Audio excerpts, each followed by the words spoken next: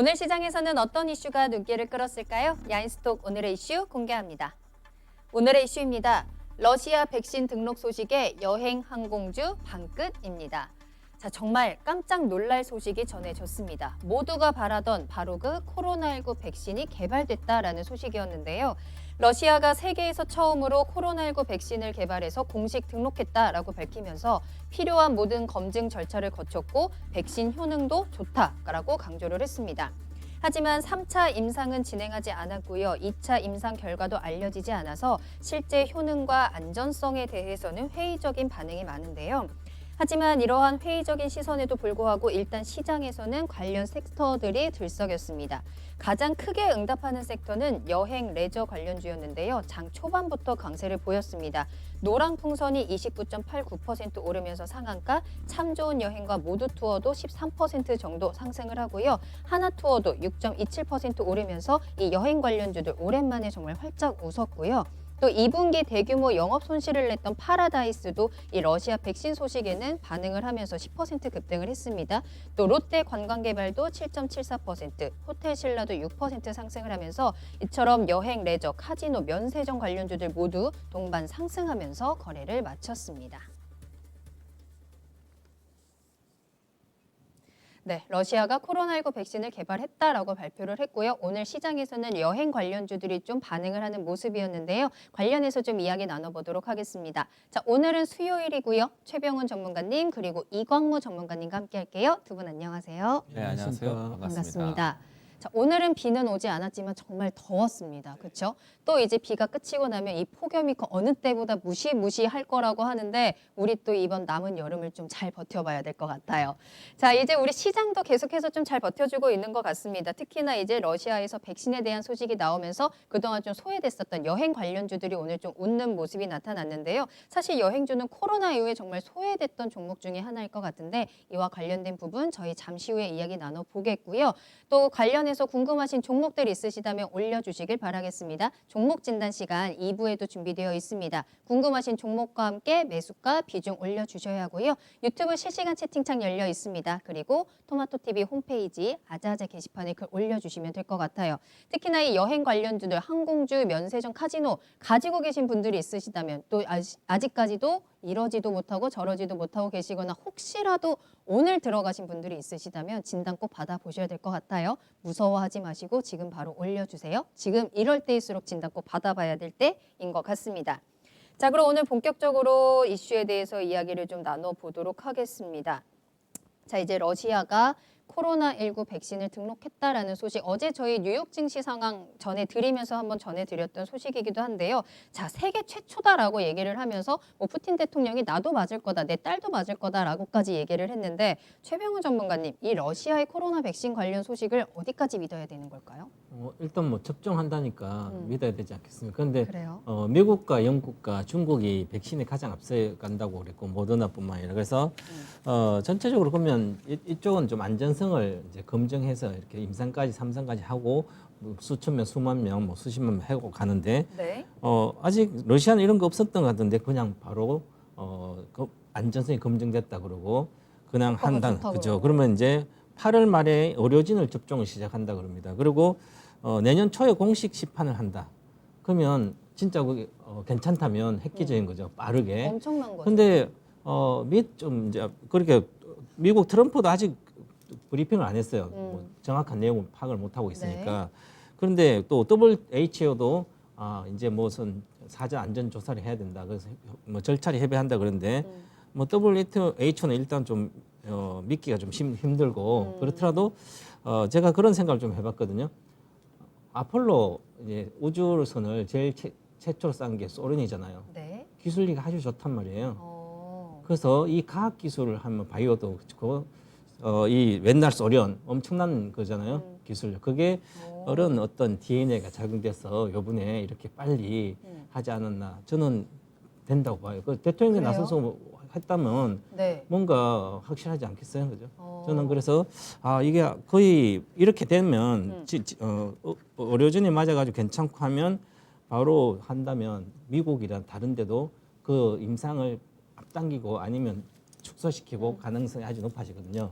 그럼 올해 중에 대다수가 백신을 맞지 않을까 이런 기대도 해봅니다. 아직 안정성이 확인된 건 아니기 때문에 좀 부작용에 대한 우려도 분명히 있지만 맞았으면 좋겠어요. 진짜 이제는 코로나가 끝나는 것인가라는 기대감이 좀 생기는데 사실 저희가 코로나 백신 얘기할 때는 뭐 화이자라든지 모더나라든지 뭐 아스트로제네카 막 이렇게 해서 미국이나 이런 쪽을 얘기했었는데 사실 러시아에 대한 얘기는 한 적이 없잖아요. 정말 가쁜 러시아거든요. 그렇다 보니까 기대보다는 좀 의구심도 드는 것 같은데 자, 이 부분에 대해서 안정성이라든지 우려에 대한 부분 이광무 전문가님 어떻게 보실까요? 아마 이 러시아의 백신 발표에 가장 배가 아픈 사람이 트럼프인데 네. 아마 이 러시아의 백신에 대해서 좀 철저한 조사를 강구할 겁니다.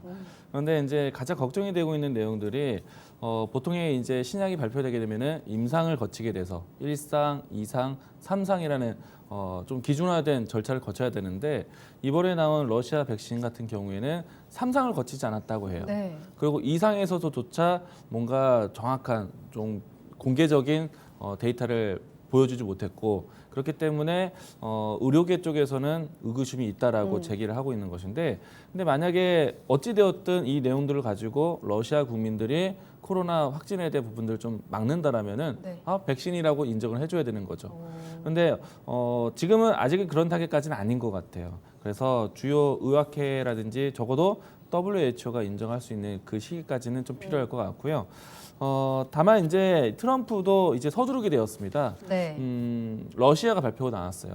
아마 트럼프 대통령이 가장 배가 아플 것이다라고 했는데 미대선에 대한 선거를 앞두고 있기 때문에 지금 코로나 확진자가 가장 많은 국가가 또 미국이라서 네. 그 코로나에 대한 또 오명을 씻어야 되기 때문에 백신 개발에 가장 이 마음 급한 사람은 트럼프입니다. 그래서 이 트럼프 대통령이 조만간에 미국 안에서 개발되고 있는 백신에 관련해서 이제 브리핑을 하게 될 거예요. 그러면은 아마 전 세계적으로 미국 기업들 지금 수많은 이제 국가에서 이 코로나 치료제, 코로나 백신 개발에 앞서고 있는데 가장 많은 이 기업들, 그러니까 미국에 있는 기업들이 가장 가장 많이 적극적으로 이 백신 임상이 진행되고 있는데 아마 이제 이 부분들이 나오면은 이제 코로나에 대한 두려움이라든지 이런 것들이 조금 더 가시지 않을까 생각을 합니다. 왜냐하면은 러시아에 대한 뉴스는 좀 가뿐사라고 얘기를 하지만은 네. 미국에서 개발되고 있는 모더나라든지 길러드 사이언스, 조세조스, 화이자 뭐 이와 같은 기업들이 발표 나온 대로 화이자는 미국 게 아닌가요? 아무튼 네. 또 이와 같은 기업들이 발표된다 좀 이제 과정에 대해서 설명이 된다라면은 네. 코로나 치료에 대한 믿음이 더 커질 겁니다. 이 뉴스는 굉장히 중요했던 뉴스일 것 같아요. 이 때문에 코로나가 이제 없어진다고 그래서 움직일 수 있는 코로나 때문에 피해받았던 기업들이 일시적으로 반등을 크게 했습니다. 네. 네. 그 중에 하나가 이제 여행주였잖아요. 오늘 네. 시장에서 가장 강하게 반응한 섹터가 이 여행주인데 사실 여행주가 이 코로나 때 가장 타격을 많이 받기도 했고 그러다 보니까 조금 실적도 그렇게 좋지는 않았잖아요. 네. 근데도 상승을 했거든요. 이 소식 백신에 그럼- 대한 기대감이 그렇게 강한 걸까요? 네. 가장 직접 타격을 받았던 산업이 여행이라고 할 수 있겠죠. 왜냐하면 항공 라인에 대한 갈 수가 하늘문이 없으니까. 닫혔는데, 네. 그러니까 해외 출입국에 대한 절차도 어렵고 이미 막혔고, 그리고 만약에 다녀오더라도 자가격리에 대한 기간까지 주어지다 보니까 어떤 사람들도 이 비행기 타고 해외를 가기가 어려울 겁니다. 마음도 편치 않을 것이고 이미 닫혀져 있기 때문에 그렇기 때문에 여행사들이 가장 직접 타격을 받았겠죠. 네. 아마 매출이 0이라고 해도 믿어야 됩니다. 네. 맞아요. 그만큼 이제 타격을 받았기 때문인데 다만 이제 그렇게 악재를 실적이 0이 나올 때까지의 악재를 받았기 때문에 이 코로나에 대한 이 치료제라든지 백신에 대한 뉴스에 대해서 오랜 기간 동안 기다리고 있었을 겁니다. 그래서 백신에 대한 기대감이 오늘 정말 폭발했다, 표출되었다라고 보실 수 있을 것 같고요. 네.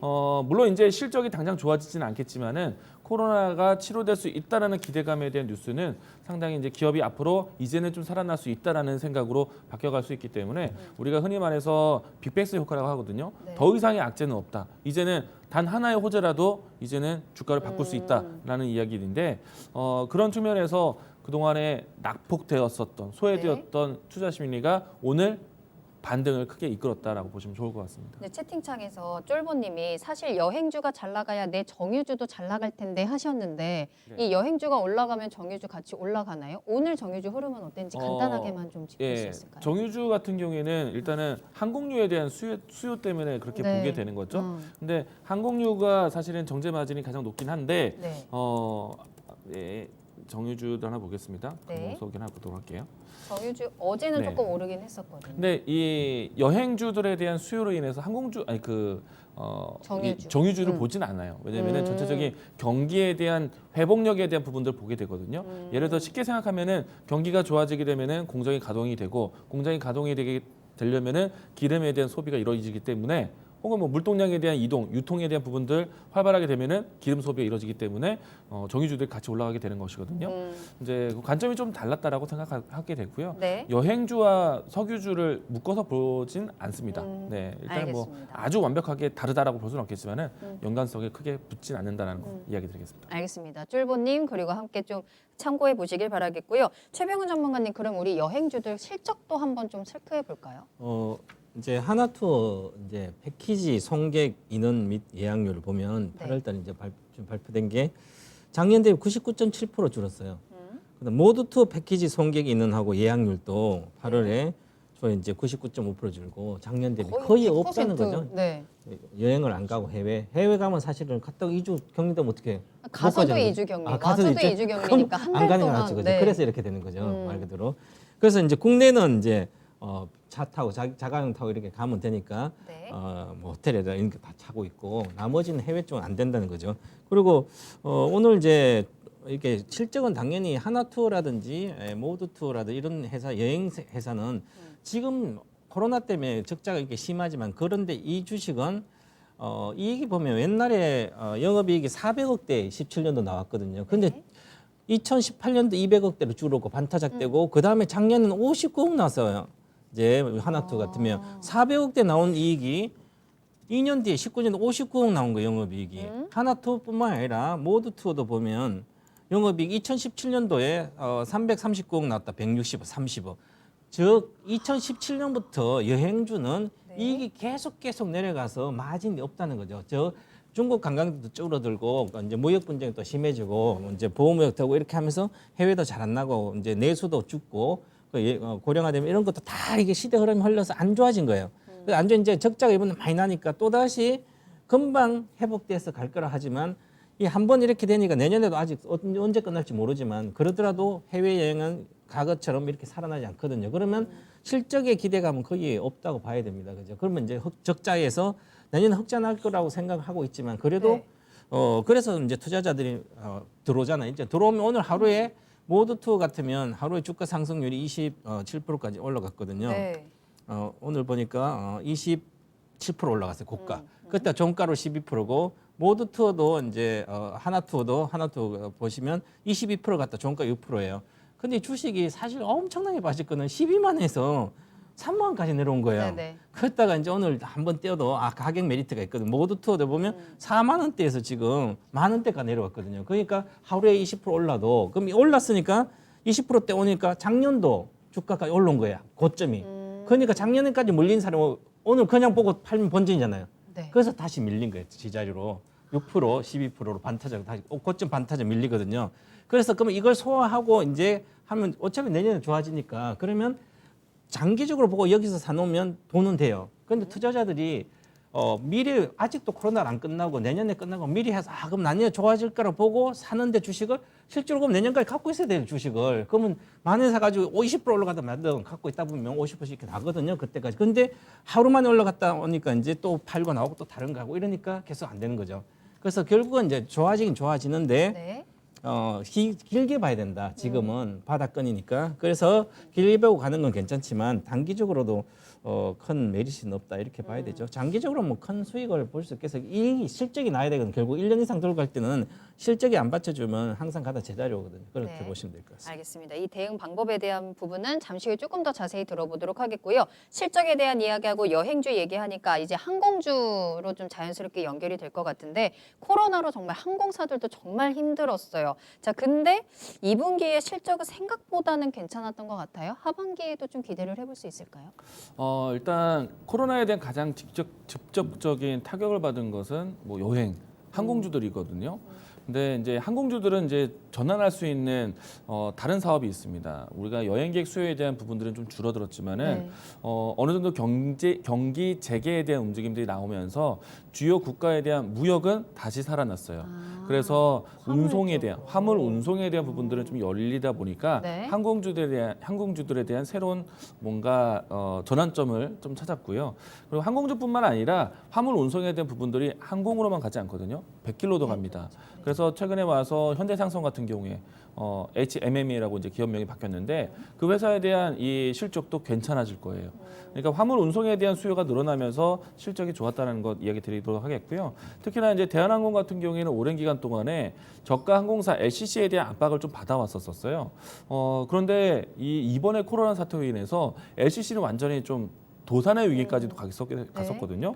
근데 그나마 이제 화물 운송에 대한 부분들은 국적기들이 가지고 있다 보니까 대한항공 같은 경우에는 오히려 좀 실적을 전환시킬 수 있는 큰 계기가 됐습니다. 실적이 오히려 흑자가 나왔어요. 그래서 좀 이 부분들을 좀 우리가 좀 지켜봐야 된다라는 거. 네. 그런데 경기 재개에 대한 속도는 일시적인 현상이 아니거든요. 항공길이 막힌 거는 일시적인 현상이지만은 화물 운송이 풀리는 거는 조금 더 장기적이 될 수가 있습니다. 주요 국가들이 경기 부양 정책을 위해서 재정 지원 정책을 많은 돈들을 쏟아붓고 있거든요. 특히나 이제 고용 창출에 대한 부분들을 만들기 위해서 인프라 투자에 대한 부분들을 가고 있습니다. 인프라 투자를 하기 때문에 소재, 부품, 뭐 이와 같은 내용들에 대한 원자재 가격에 대한 이동도 많기 때문에 화물 운송에 대한 부분들은 수요는 계속 살아 있을 거라 봅니다.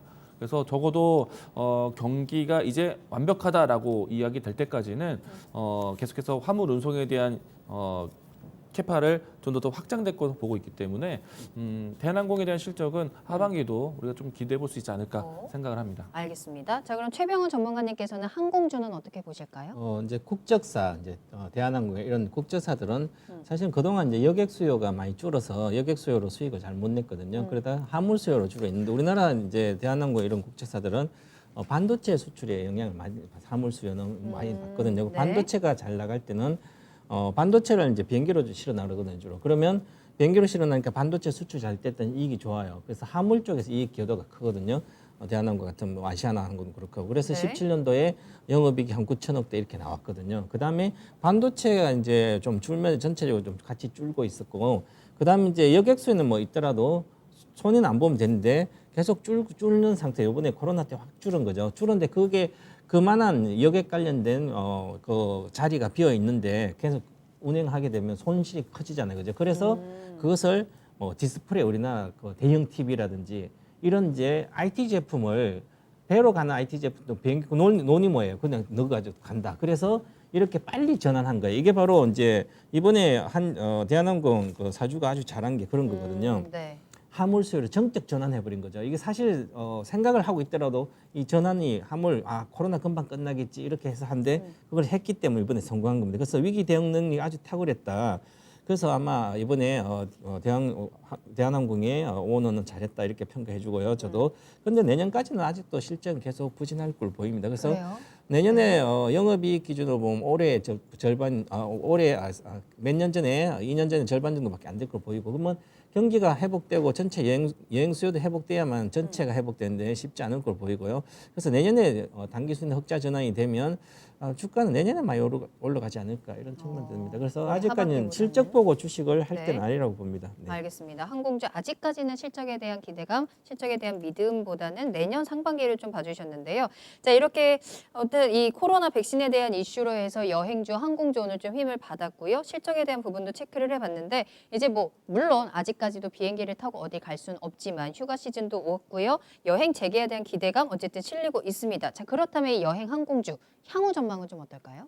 코로나19가 이제 제한이 많이 풀려가고 있는데요. 우리는 아직까지 뭐 좀 아직 안 풀었는데 미국은 지금 트럼프가 2학기에 2학기 이제 개학을 정상적으로 하자 이렇게 위험 지역도 그렇게 계속 요구를 하고 있거든. 지방 정부도 말을 안 들어서 그런데 그만큼 등교를 정상화시키면 전체가 정상화되거든요. 그래서 미국의 그런 기대도 믿고, 그리고 또 우리는 여행이 이제 코로나가 아직 있더라도 국내에 보면 요즘 이제 뭐 콘도 운영하는 데나 아니면 뭐 펜션, 네. 그다음에 이렇게 리조트 운영하는 데는 완전히 만실이라서 호캉스도 많이 그렇죠. 하니까. 네. 시내도 그렇지만 특히 지방 같은데 리조트 뭐 대명 맞아요. 이런 데는 엄청나게 꽉 차 대기세 있어요. 커요. 그죠? 네. 예약조차도 안 됩니다. 그러니까 이쪽은 잘 된다는 거죠. 오히려 아. 특수라 그럽니다. 3월부터는. 그래서 이런 리조트라든지 뭐 혼사 이런 쪽에 관련된 잘 돼요. 그다음에 그 뭐 리조트 이런 게 되면 그쪽에 여행을 다니면 밖에 돌아다니면 다른 게 경기가 살아나야 그게 아니고 거기만 가 있는 거거든요. 그 안에서 노는 거죠.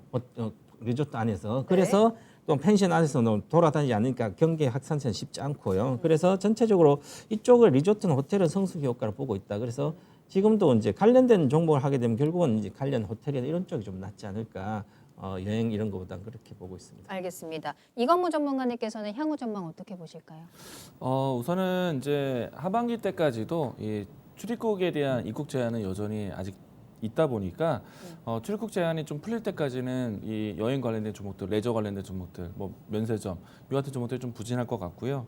그리고 여기에 또 우리나라도 자가격리에 대한 규제가 아직까지는 있거든요. 네. 2주간의 자가격리는 무시 못합니다. 그래서 이런 제도적인 부분들이 좀 해제될 때까지 그러면 이 제도적인 부분이 해제되려면은 코로나에 대한 환경이 좀 개선이 돼야겠죠. 그 부분들 때까지는 이와 관련된 기업들은 좀 실적이 불투명하다. 그래서 실적이 보장되지 않는 종목들은요, 사실 주가에 소외될 수밖에 없습니다. 그렇기 때문에 오늘과 같이 기대 심리에서 움직이는 상승은 제한적일 수밖에 없다라고 생각되고요. 네. 다만 이제 지금까지 이야기 드렸던 하나투어, 모두투어 같은 경우에는 해외 여행, 패키지 여행에 대한 수요가 가장 커요. 그런데 이제 이 출입국, 그러니까 이 항공길에 대한 부분들이 좀 막히다 보니까 국내 여행으로 우회되는 경우가 좀 네네. 커졌거든요. 제주도가 좀 인기가 많아요. 맞아요. 뭐 신혼여행도 좀 제주도로 많이 간다고 하는데 안타깝죠. 네, 그런데 그만큼 이제 제주도 수요라든지 국내 여행에 대한 수요가 나올 수 있는 기업들은 괜찮다라고 봅니다. 그러니까 하나투어, 모두투어는 사실 해외 여행 패키지에 대한 부분들이기 때문에 저는 여전히 힘들다. 라고 보여지고요. 다만 이제 국내로 봤을 때 레드캡 투어라든지 뭐 롯데 관광개발이라든지 이런 기업들은 조금 더 수요를 극대화할 수 있는 장마철이라든지 뭐 이런 태풍에 대한 피해가 좀 지나간다라면은 다시 또 이 제주도 수요에 대한 부분들도 살아날 수 있기 때문에 네. 이와 관련된 종목들은 좀 관심 있게 보셔도 괜찮겠다라는 생각이 듭니다. 그러면 대응 전략까지 한번 좀 정리를 해볼까요? 하나투어하고 모두투어는 항상 반등할 때 무조건 빠져나와야겠다는 생각 그래요? 가져야 될 것 같고요. 네. 납법과대 인식, 뭐 여태까지 이제 더 이상의 악재는 없다라는 인식으로 해서 실적을 기다리는 건 좀 상당한 시간이 필요할 것 같습니다. 그런 관점보다는 좀 이들 종목들은 좀 빠져나오는 전략이 필요할 것 같고요. 네. 그리고 앞에서 이야기 드린 것처럼 롯데관광개발이라든지 롯데캡 투어라든지 이런 종목들은 조금 더 수요가 늘어날 수 있다라고 생각을 합니다. 그래서 롯데관광개발 위치로 먼저 본다면은 주가가 사실 조금 다른 하나투어라든지 모두투어보다는 좀 더 안정적인 상승을 보여주고 있는데요. 단계적인 상승을 했습니다. 최근에 와서는 17,000원대가 이제 지지선 역할을 할 수 있을 거로 보고 있기 때문에 네. 주가가 좀 추세를 만들면서 이평선에 따라서 21선에 따라서 대응하셔도 될 것 같습니다. 알겠습니다. 그 전에 최영숙님께서 늘 좋은 방송 보고 있습니다 하시면서 그런데 오늘 두 전문가님 표정이 좀 어두워 보이신다고 하시거든요. 한번 밝게 웃어주세요. 카메라 보고. 전혀 어둡지 않죠? 오늘 즐겁게 방송을 하고 있고요. 자, 그럼 최병훈 전문가님께서는 투자 대응 전략 어떻게 차고 계실까요? 항공주, 여행주 실적 턴어라운드 요원하다 올해는 내년에 흑자 전환이 될 걸로 보이는데 흑자 전환에 거의 좀 전에 한 11월부터 이렇게 하시면 될 것 같고 지금은 투자에 뭐 관심 없어도 되고요. 네.